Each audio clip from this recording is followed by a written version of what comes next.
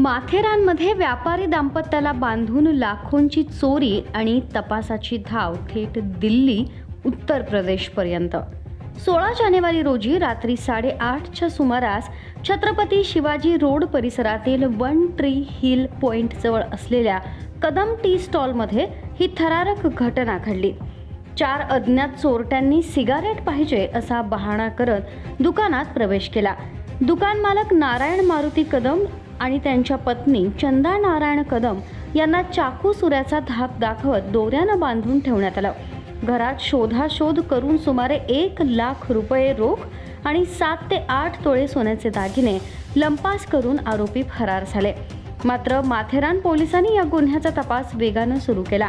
जिल्हा पोलीस उपाधीक्षक राहुल गायकवाड यांच्या मार्गदर्शनाखाली सहाय्यक पोलीस निरीक्षक सरिता मुसळे आणि त्यांच्या पथकानं तांत्रिक तपास आणि गोपनीय माहितीच्या आधारे आरोपींचा माग काढला।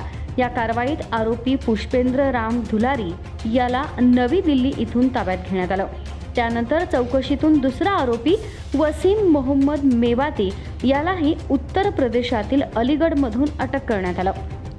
कर्जत पोलीस ठाण्याचे पोलीस उपनिरीक्षक सुशांत वरक, नेरळ पोलीस ठाण्याचे आशू बेंद्रे, राजाभाऊ केकान तसंच दामोदर खतेले यांच्या संयुक्त पथकानं ही मोठी कारवाई केली।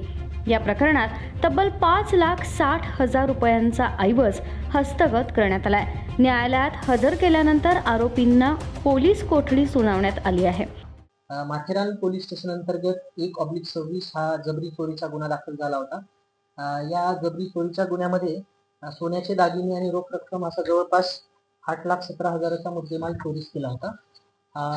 हा मुद्देमाल ही जबरी चोरी झाल्यानंतर जे आरोपी आहेत त्यांची तांत्रिक विश्लेषण आणि गोपनीय बातमीदाराच्या मदतीने जेव्हा आम्ही तपास केला आणि आमच्या जिल्ह्याच्या पोलीस अधीक्षक माननीय अंचल दलाल मॅडम आणि अप्पर पोलीस अधीक्षक सर शिवथरे सर यांच्या मार्गदर्शनाखाली यातील जे गुन्हेगार आहेत ते उत्तर प्रदेशचे असल्याचे आम्हाला निष्पन्न झाले। त्यानंतर आम्ही आमच्या वरिष्ठांच्या मार्गदर्शनाखाली PSI वरख आणि माथेरान पोलीस स्टेशनचे खतेले त्याचबरोबर नेरळ पोलीस स्टेशनचे DBचे 3 यांना उत्तर प्रदेश या ठिकाणी रवाना केले।